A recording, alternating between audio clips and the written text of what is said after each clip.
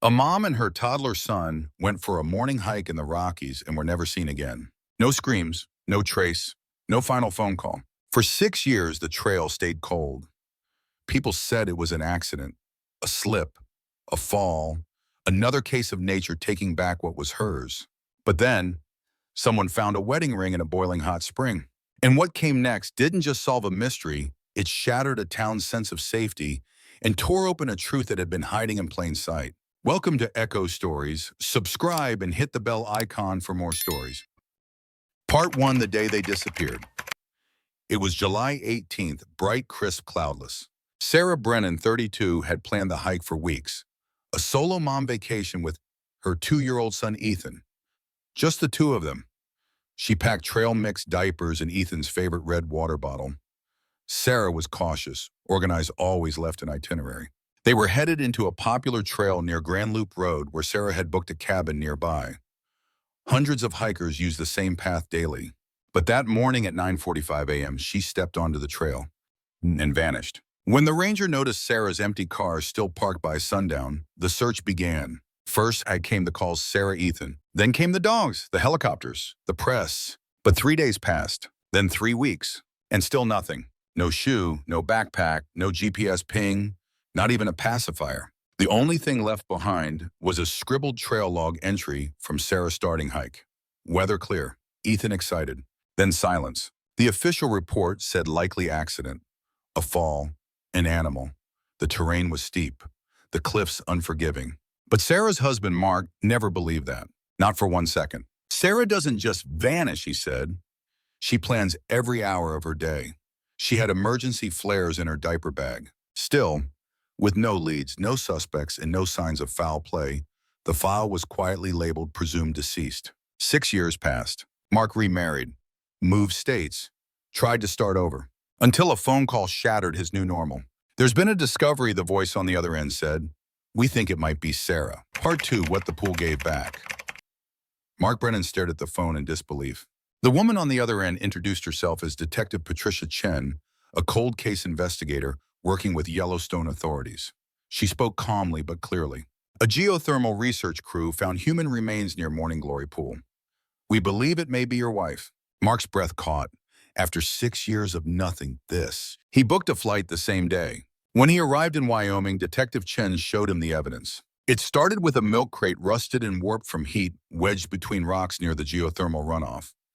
Inside, a GPS hiking tracker, half-melted hiking shoes, and a single silver ring. Sarah's wedding ring. She never took this off, Mark whispered, voice shaking. Then came the harder truth. They'd recovered partial remains, femur fragments, in small bone shards consistent with adult female anatomy.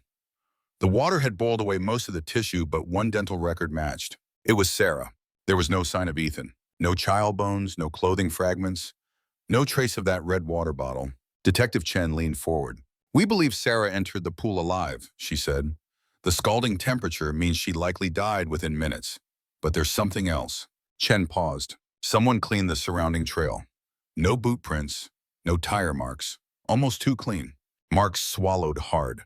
You're saying she didn't fall in? We don't think she walked in either. The room went silent. Mark felt it in his bones. Sarah hadn't died in an accident. She had been put there. Which raised the terrifying question. Who did it, and where was Ethan? Detective Chen laid a new folder on the table.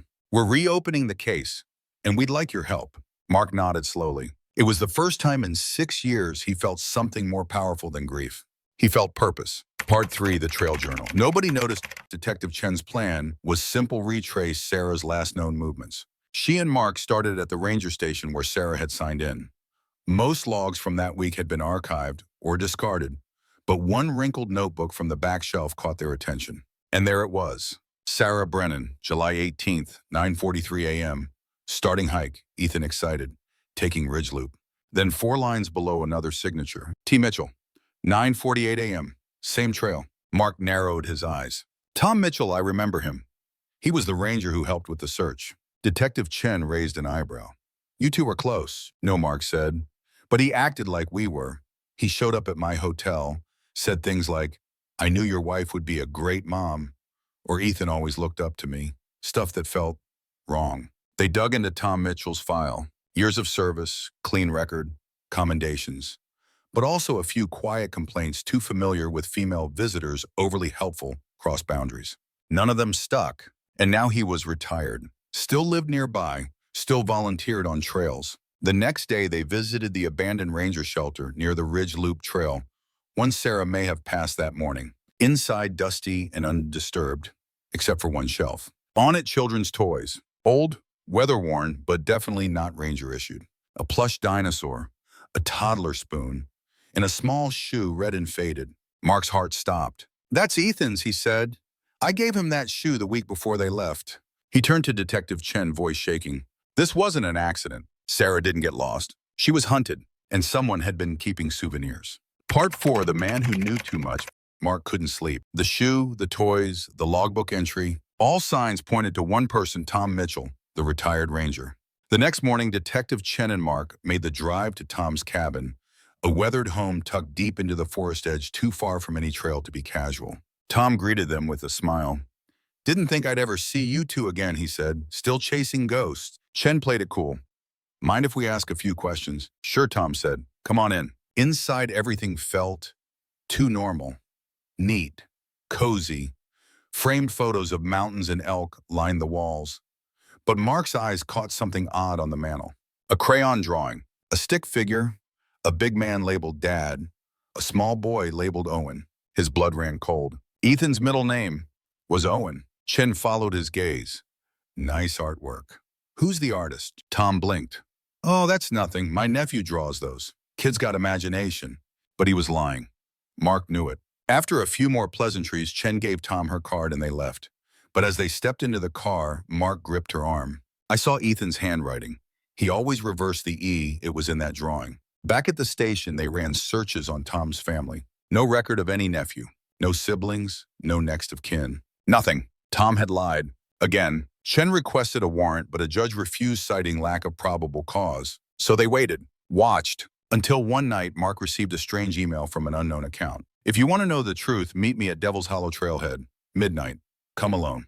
No signature. No explanation. But Mark knew. Only one person would choose that trail. Only one person would bait him like this. "Tom." Mark forwarded the message to Chen. She wanted backup surveillance. But Mark was done waiting. He replied to the email with one word. "I'm coming." Part 5, The Boy Called Owen. Midnight. The moon hung low over Devil's Hollow Trail, casting long shadows over the rocks and pine. Mark waited alone, breath clouding in the cold mountain air. Every sound, the wind, the rustle of branches, felt like a whisper of danger. Then he heard it. Footsteps. And from the trees emerged Tom Mitchell. No uniform. No badge. Just a man with a flashlight and a pistol on his hip. "You came," Tom said. Mark stood firm. "Where's my son?" Tom sighed. "I didn't mean to hurt anyone, Mark. Sarah was scared. She was going to take him back. I couldn't let that happen." She didn't understand. "You murdered her." "I protected him," Tom snapped. "You don't know what it's like to lose a child, to see them fade away and be powerless to stop it. I gave Owen a better life. He laughs. He reads. He thinks I'm his dad." Mark's voice broke. "He isn't. He's my son." Tom raised the pistol slowly. "I can't lose him again." But before he could aim, spotlights burst from the tree line. Dozens of agents emerged, weapons drawn. "Drop it!" Tom, Detective Chen's voice echoed. Tom froze, shaking. Then after a pause, he lowered the gun and dropped to his knees. He was arrested on the spot. Later that night, Mark and Chen followed a quiet trail to a hidden cabin deep in the woods, one built with careful hands and stocked like a real home. Inside, a boy sat reading by lantern light. Dark curls, red flannel pajamas. He looked up, confused, frightened. "Hi," Chen said gently. "What's your name?" The boy hesitated. "Owen." Mark stepped forward, voice trembling. "Ethan, it's me. I'm your dad." But the boy didn't move, didn't smile, didn't understand. To him, his father had just been taken away in handcuffs. Tom and his wife Rebecca, who had helped raise Ethan as Owen, were charged with kidnapping, murder, unlawful custody, and false identity. Sarah's death was officially ruled a homicide. Ethan was placed under the care of trauma counselors. He was safe now, but confused, withdrawn. 6 years of lies had built a false life. Mark visited every day. He read the same bedtime story Sarah used to read. He brought the red water bottle Ethan once loved. He waited. And one day, quietly, Ethan asked, "Can I call you Dad?" Mark wept, because the long nightmare was beginning to end. If this story moved you, please consider sharing it. Someone you know might be living through something similar, and your awareness might be the light they need. Subscribe to Echo Stories for more unforgettable true life mysteries. And remember, the truth always finds a way out.